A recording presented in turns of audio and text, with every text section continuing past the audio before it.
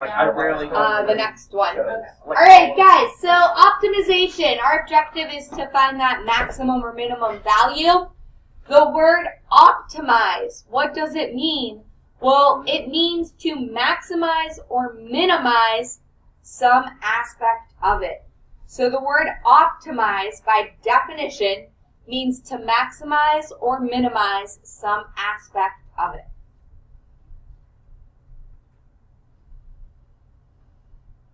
Things we are going to look at is what is the size of the most profitable production run? What is the least expensive shape for an oil can? Of it? Of what? What is it? A function? Of You'll find out. Of something. Okay. Like of anything, exactly. To maximize or minimize some aspect of it. Okay.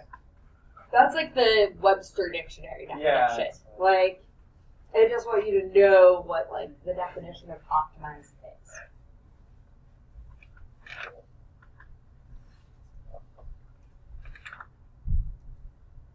Okay.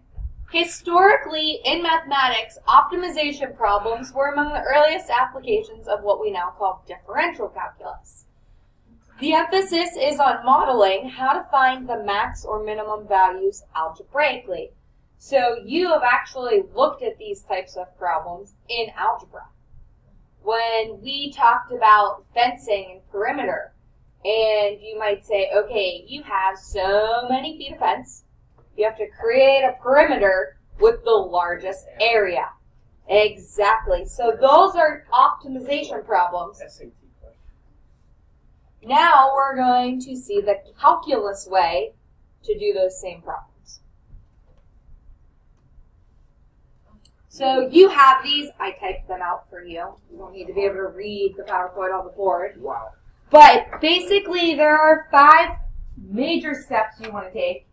And then 6 is kind of like going backwards and doing them again if need be. The first is to understand the problem. You need to know what are you looking for, what are you given, and how can you manipulate it.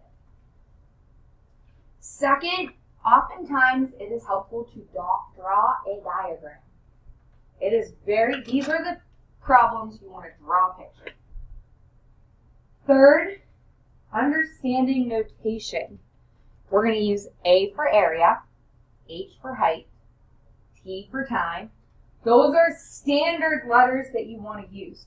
So that's like that third bullet point. You want to make sure you use the variables correctly. So if you're deriving area with respect to time, it becomes dA dt. So that everybody is sort of consistently using those terms and those letters all the same. The Q is going to be our quantity or what we're looking for. That may change. If we're talking about perimeter, Q is going to become a P. So it'd be like dP dt. Or if we're talking about volume, it's a V. So Q is kind of like the generic letter right now. Questions at all on those?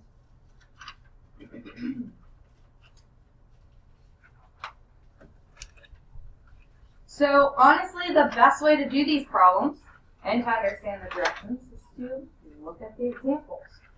So number 1 says, a farmer has 2,400 feet of fencing, and he wants to fence off a rectangular field that borders a straight river. He needs no fence along the river, as the river would act as a boundary itself. What are the dimensions of the field that has the largest area? So, take a minute, underline key information, and draw yourself a picture. Those are all things mathematically we are capable of doing.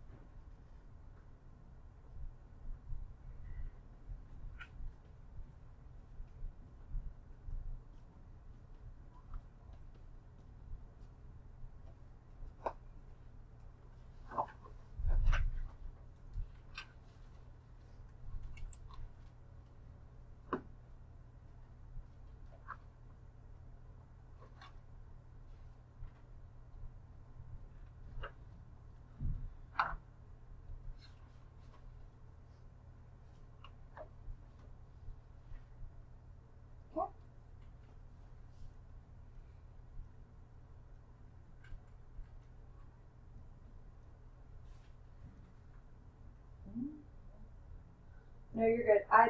Again, accommodating for 2 hour delay, deleted some things and made some new copies. That's why I was like running around the hall. All right. So, here's my area I want to fence in. One side has running water. Therefore, it does not need any fenced material. That means I only have fence along these 2 borders. That left one's so perfect. Oh my, that was unnatural. That left one That was is unnatural like- how straight of a line you drew. I'm sorry.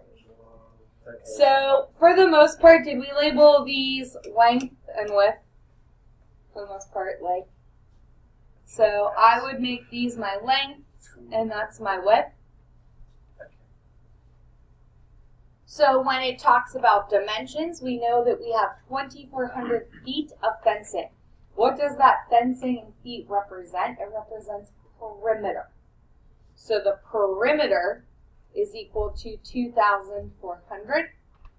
Perimeter in this case is also equal to 2L plus only a single W. That's all I have now. So the only other thing we're looking at, or it's asking us, what is the largest area? So what do we know about area? Well, we know area is length times width. So that's kind of all we're really given. What's our goal? Our goal is to maximize the area. How do we find maxes in calc? How do you find the extrema of a function? And set it equal to 0. So do I want to use the derivative of perimeter or of area? What am I trying to maximize? The area. I'm given a perimeter. I want to maximize the area. So what I need to do is I need to derive area and maximize it. Do we want to derive a function in terms of 2 variables? No. So this is why perimeter is useful. I can take the perimeter function and manipulate it so that I could solve for a variable and then substitute it in. So what I'm going to do is I'm going to take the perimeter and I'm going to solve for W. So W, in this case, is 2,400 minus 2F.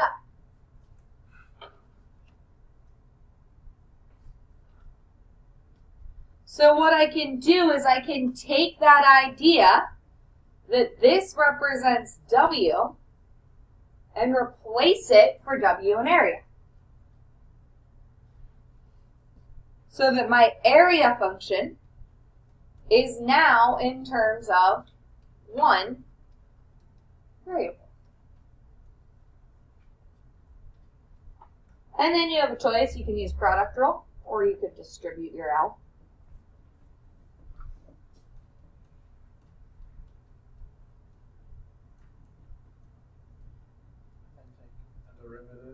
Yeah. And then at this point, we want to maximize this. I know it's going to have a max because what type of function is this? Quadratic. So a quadratic function has either 1 max or 1 min. Since it's a negative, we know it's open down. Therefore, it would have a max. So find your derivative. So the derivative of area would be dA.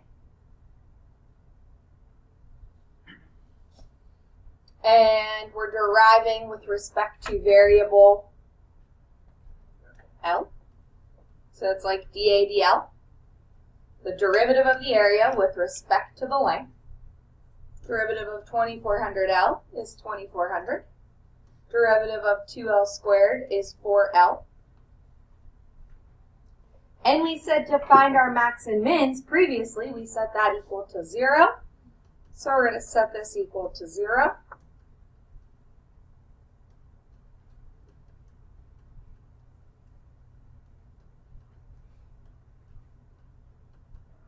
And we get that the length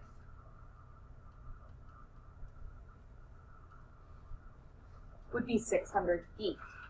So the area that would be largest would have a length of 600. And then to find your width, you'd plug it back in. So the width would be 2,400 minus 2 times 600, or in this case 1,200. So a width of 1,200. Because it says what are the dimensions. It doesn't say what is the area. It says what are the dimensions. Well, dimensions are length and width. You don't have to find the area. You don't have to multiply those numbers together. All you need to know is those lengths. And again, make sure you put your units. So these are the questions that it will say give units. So like they're giving you a point for having feet. If you forget feet once, you lose a point no matter what. So even if you put feet for length but not for width, you would lose your point. Because they're only giving you 1 point for both. And I'll give you half points like I did. Good? Awesome. Number 2. A sheet of cardboard is 3 feet by 4 feet. And it is going to be made into a box by cutting equal sized squares from each corner and folding up the 4 edges. What? Because that's a key thing. So like when I'm saying like underline things, that's what you want to underline. What will be the dimensions of the box with the largest volume? So this is actually very similar to what we would have done for a bell ringer. Instead of 3 feet by 4 feet, you had 6 inches by 8 inches. And here's the idea. You have a sheet of cardboard. One side of that cardboard is 3 feet. The other side of the cardboard is 4 feet. So you have this 3 by 4 sheet of cardboard. And what you're doing is you're cutting away 4 corners from it. And those 4 corners that you're cutting away are squares. So that means that this length and that length are the same. So we'll call these little lengths X's.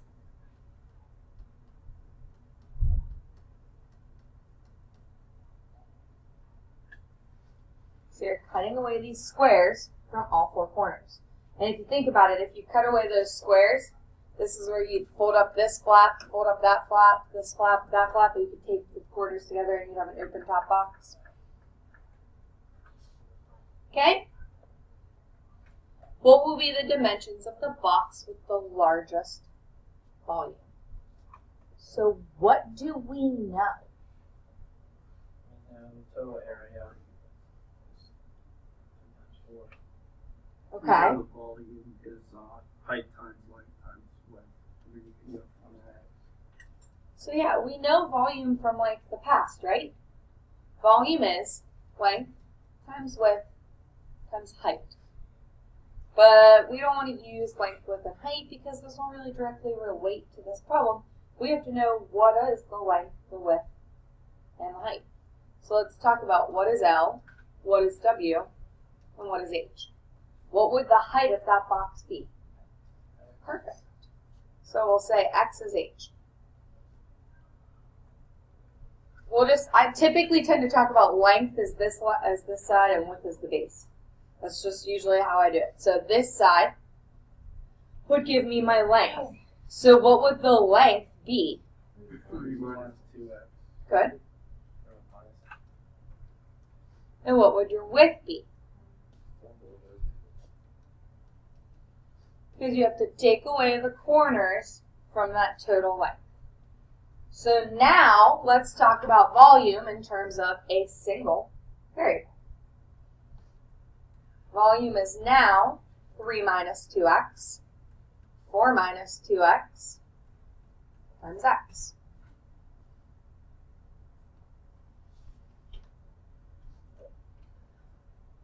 simplify, derive, set equal to 0. So I would distribute your x. So you get 4x minus 2x squared. Then you're going to have to FOIL that. So 4x times 3 is 12x. 4x times negative 2 is negative 8x squared. Negative 2x times 3 is negative 6x squared. And negative times a negative gives you a positive 4x cubed. Combine your middle terms. And you can do it now or after you derive.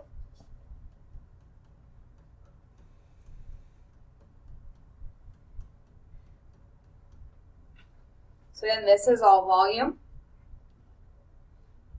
The derivative of volume with respect to variable x becomes 12 minus 28x plus 12x squared. What type of function is that? Mm-hmm. What can I do to that quadratic function to maybe make it a little easier? Yeah, I can factor it. I could take out a GCF and rearrange my terms, because all of these are divisible by 4. So I would kind of rewrite it. I'd pull out my 4, and I'd say, okay, that gives 3x squared minus 7x plus 3.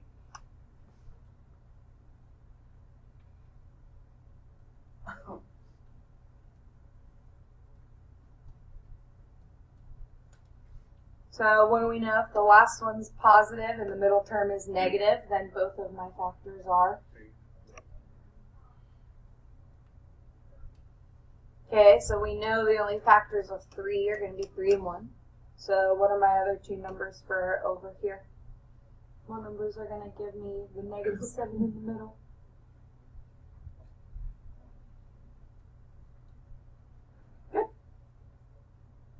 No, Wait. 1 and 3, 1 and No.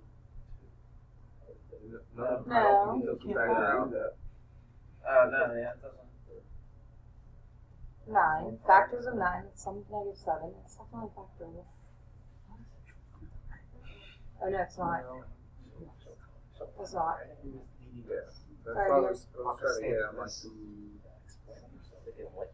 Yeah, it's factors of 9 and sum of 7 don't work. 3 and 3 and 9 and 1. So, what do you have to It's use? the quadratic formula. Oh, You let me see. but don't use that 4 when you do the quadratic formula. It doesn't affect it. So just before you factor it out. Factored 4.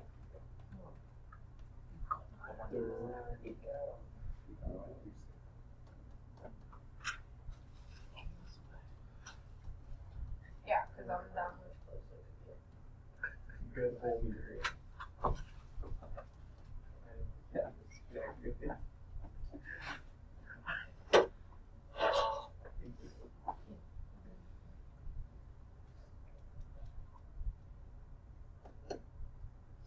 Okay, so 49 minus 4 times 3, which is 12 times 3, which is 36. So 40. We'll finish this period 3, which is wait or 2 or whatever period at the end of the day we have today. So we established we have to use quadratic formula. So what we would do is get these x values. Now, in order to do this, we need to kind of know approximately what they are. So this would probably be a calculator problem if they made you have the quadratic formula. So if they were looking for these values. So you should get 0.57 and 1.77.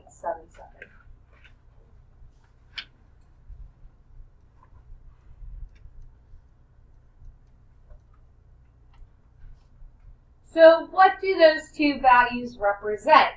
Well, those two values represent the 0 of the derivative, which means they represent an extrema of the original.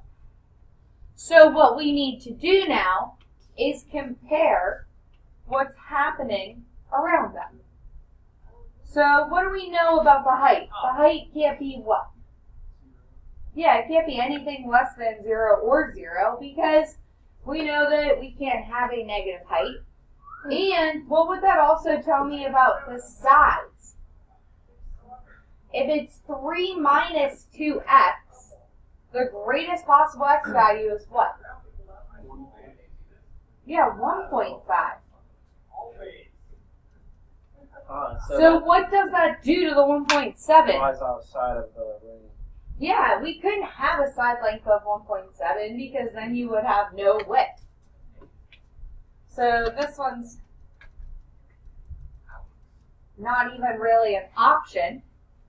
So what we do need to do is compare, though, what is happening around 0.57.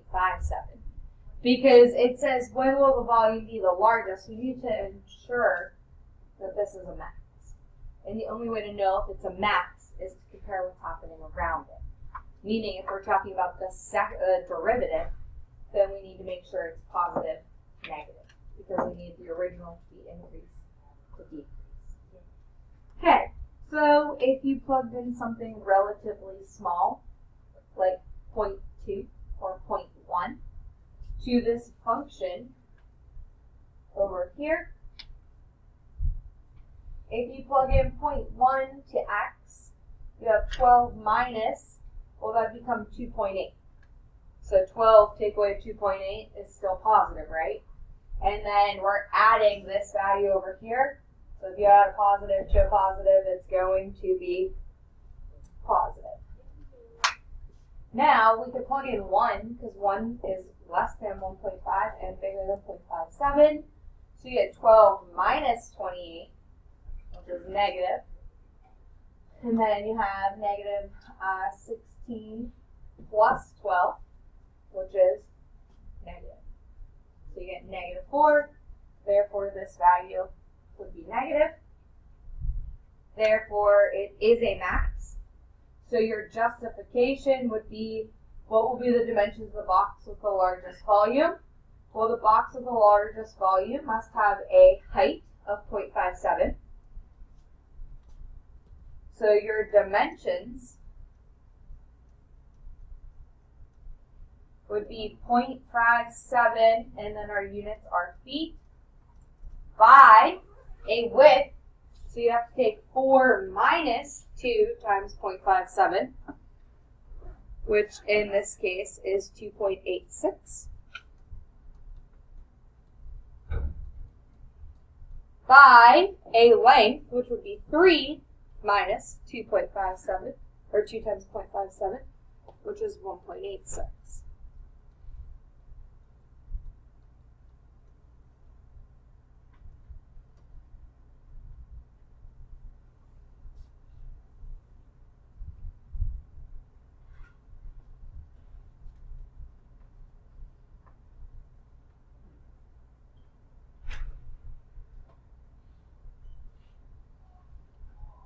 Okay. Yes. No, because like you're just listing the dimensions. I didn't know if they were talking about height, 2.86. I mean, you can like logically sort of assess like which one should be, but yeah, unless it specifically says like what is the height that would create the largest volume, then I would say the height would be, and I would give the 0.57.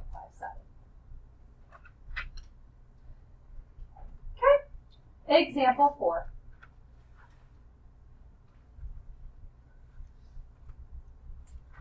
Wait.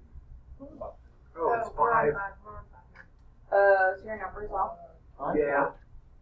Yeah, but this one is over 5 to go. And it's skipped 3 and 4. Well, now we gotta jump Oh, it's so weird that they're like super. Well, jump down to 5. Alright, a rectangle is to be inscribed under the arch of the curve y equals sine x. What is the largest possible area the rectangle can have, and what dimensions can give that area?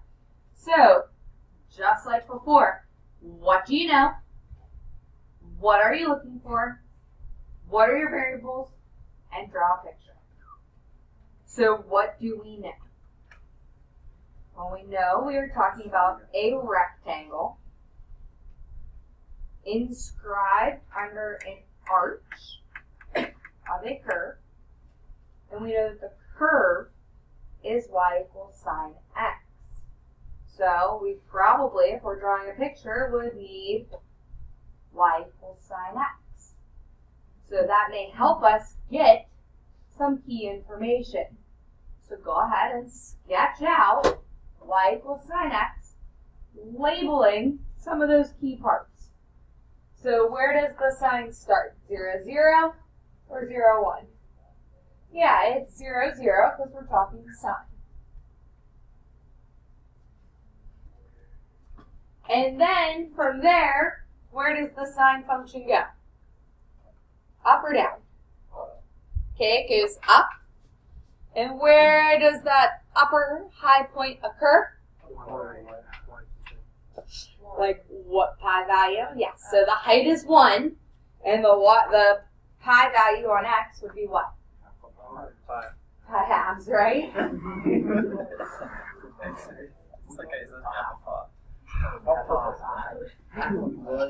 Okay. The next key point on sine would occur where? Pi. 0. No. Something else on pi. 0. Pi, right? Yeah, 0. So the curve goes up and then back down. Oh, that's what you. Yes. Pi. If you're inscribing it under the arch, you're not gonna. You can't inscribe it under an arch over here. So what we are doing is we are inscribing this rectangle under the arch.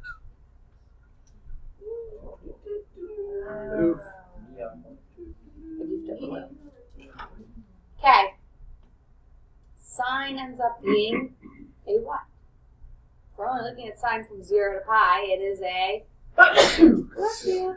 Thank you. What's that shape geometrically? Half a circle.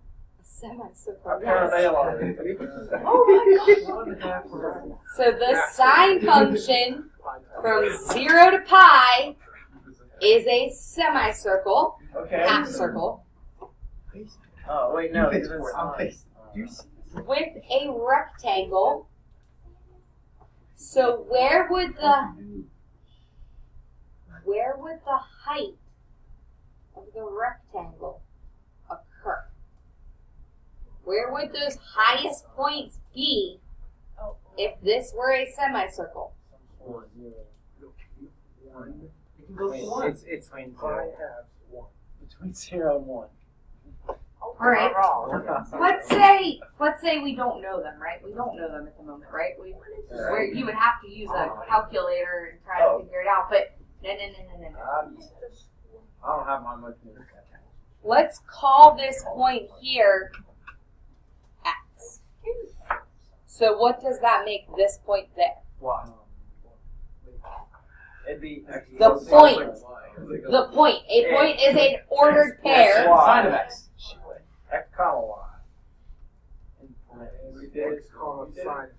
Yeah, y is sine x.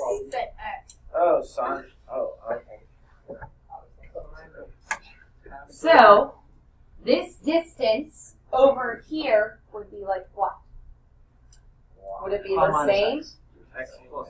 Yeah, it would be the pi minus x, but like this length here would still also be x. It's gotta be. Because it would be equal distance on both sides.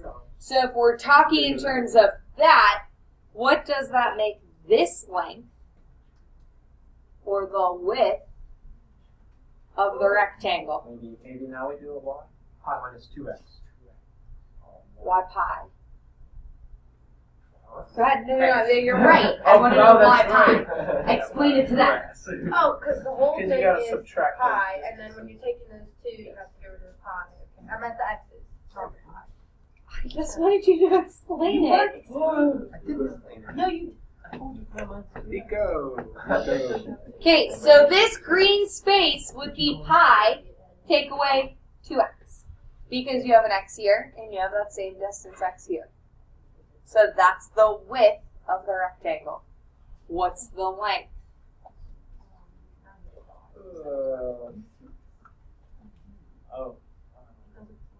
So if it goes from 0 to this point or this height is the length, so it is, thank you. Oh, it's just.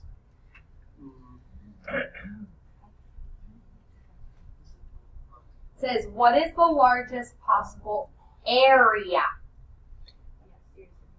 So what do we have to do?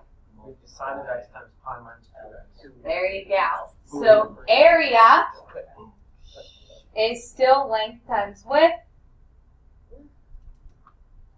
So it'd be pi minus 2x times sine x. You would then derive this. If you want, you can distribute. So you have pi sine x minus 2x sine x. Therefore, the area derived with respect to x, derivative of pi sine x, well, pi is like a constant. It's your coefficient, so you don't have to worry about the product rule. So it'd be pi, derivative of sine is,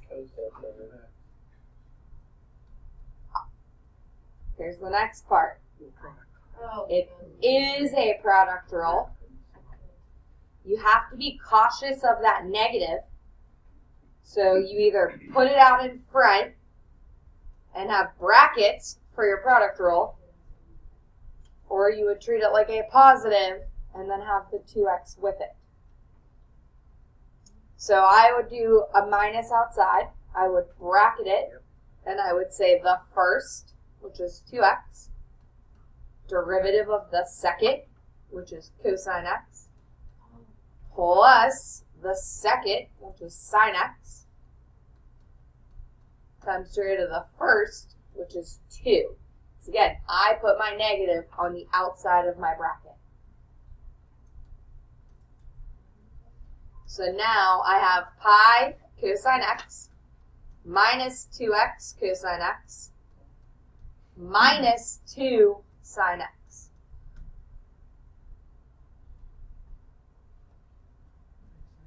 Set it equal to 0.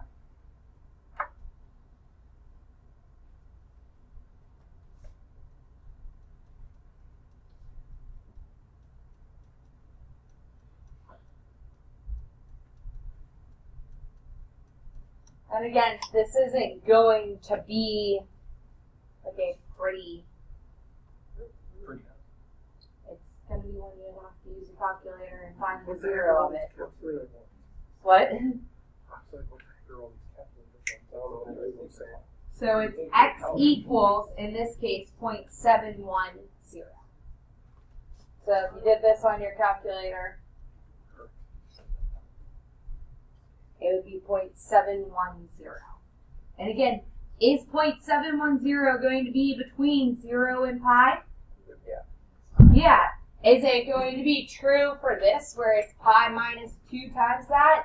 Well, 2 times 0.7 is like 1.4-ish. So 3.14 minus 1.4 is still going to be valid.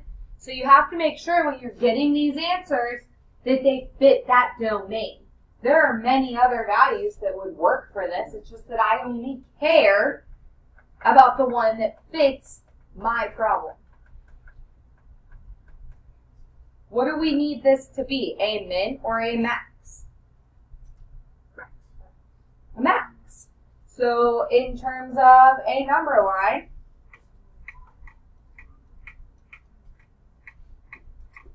maybe check 1. Check a half.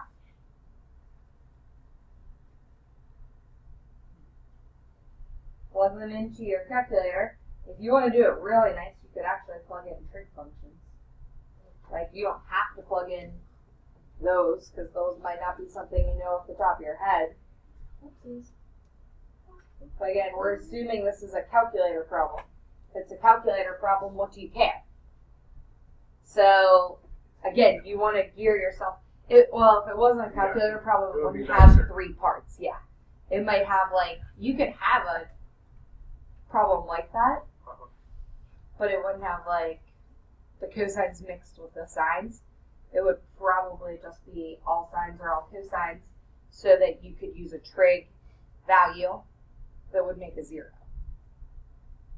And then your answer would probably be a 0, pi halves, 3 pi halves, etc. So to the left is in fact positive and to the right is negative. Therefore, we could say it is a max. This one says, what is the largest possible area the rectangle can have? This time you have to actually find the area. It says, what is the largest possible area? So you have to make sure you know what it is asking you.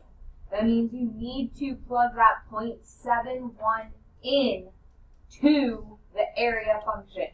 So we have to go way back over here and say the area at 0.71 is pi sine 0.71 minus 2 times 0.71 sine 0.71.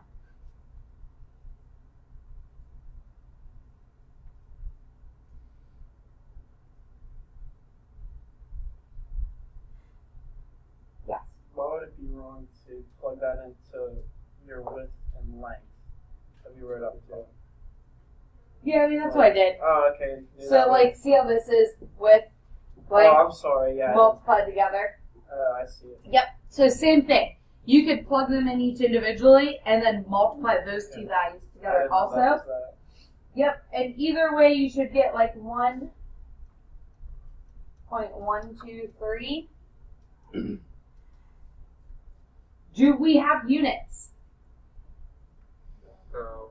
So if you were to express this, it's still an area. Units.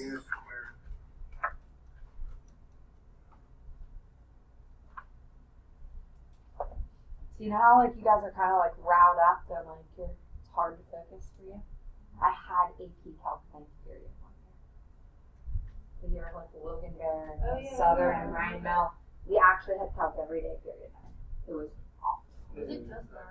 Yeah. That was a small class though. Yeah, I have to wait for Liang. There were 9 or 10 of them. I remember. Oh, yeah. Yeah, and I was sitting in the car like this. We're not riled up. So you're I'm always just saying. Every single day. Oh. All right. We can probably get to the last. Okay. The top. We have 12:35. I have 5 minutes. I can get an example done in 5 minutes. The top and bottom margins. Yeah. Okay, the top and bottom margins of a poster are 3 centimeters and the side margins are 2 centimeters. If the area of printed material on the poster is fixed at 192 centimeters squared, find the dimensions of the poster with the smallest area.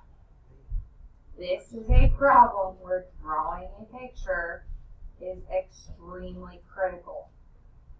So go ahead and draw yourself a picture right now. So you have a poster with margins. So it's like when you print a Word document. There's a printable area on that Word document. And then there's a non-printable area.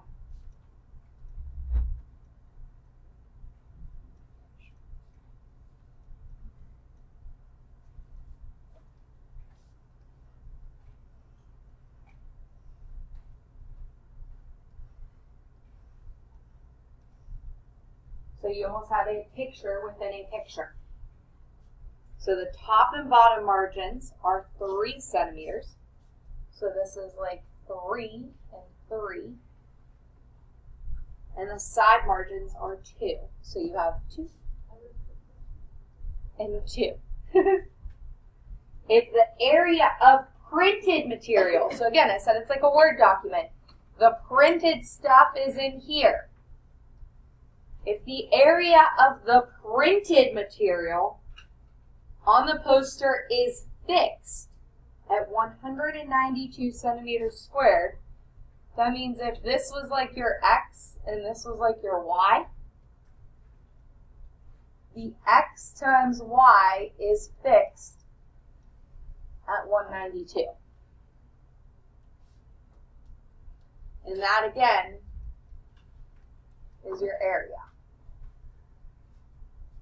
Find the dimensions of the poster with the smallest area.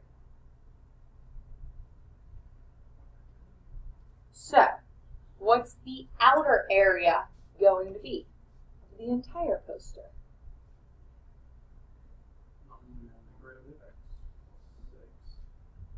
Careful, I made x on the bottom. So I know somebody said x plus 6, but it'd be x plus 4. Because my x is on the bottom. Because x is usually horizontal and y is usually vertical.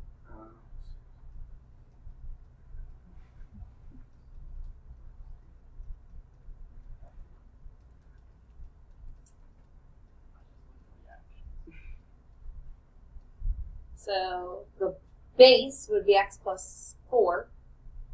And the height, or the width, would be y plus 6.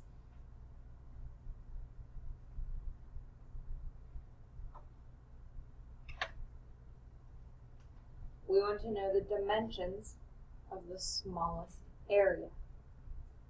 So what are we going to do? I'm going to use this to get this in terms of one variable. So it doesn't matter if you pick x or y, we got to solve for 1. So you could say x is 1 over 192 over y. So now your new area of the poster is equal to x plus 4 times,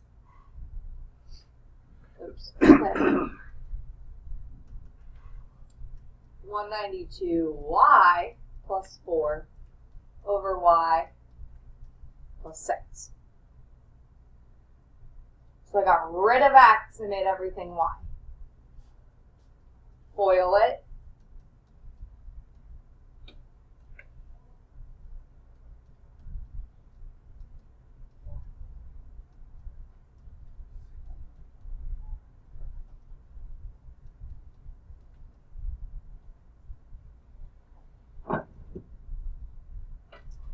Derive it, because again, you want to find the dimensions of the poster with the smallest area. So we're minimizing this function. Bless you. So derivative of 192 is? 0. Thank you. 192 times 6 all over y. Well, that's kind of like y to the negative 1, right? So it becomes negative 192 times 6. That's just a constant number, guys. Instead of multiplying it right now. All over y squared, or y to the negative 2. Derivative of 4y would be, and derivative of 24 is. So, we have this function here where you have a y squared but no y's. So this is the case where if you created a common denominator,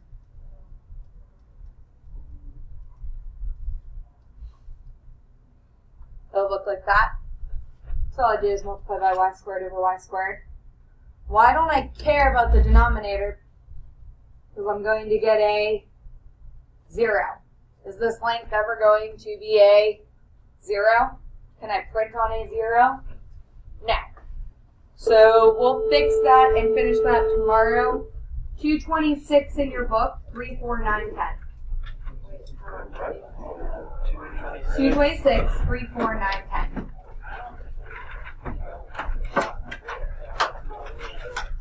I can send it on reminder too. What's the numbers? 3, 4, 9, and 10 on 226. 3, 4, 9, 10. Yep. On 226. 626. Seems like you're not here.